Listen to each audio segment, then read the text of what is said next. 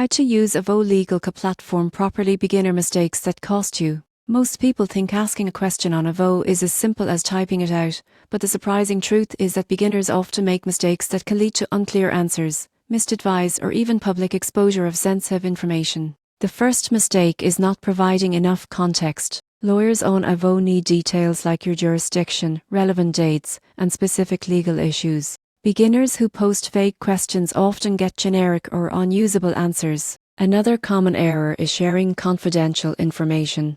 Avoid including personal identifiers, sensitive financial data, or full legal documents. Beginners who post too much risk privacy breaches or unintended consequences. Many users also fail to research before posting. Basic questions might already have answers in Avvo's existing library. Beginners who skip a quick search can waste time and delay getting useful guidance. Not following up on responses is another pitfall. Lawyers may request clarification or additional information. Beginners who ignore follow-ups may miss crucial advice or have their question go unresolved. Finally, some users misunderstand Avvo's advice scope.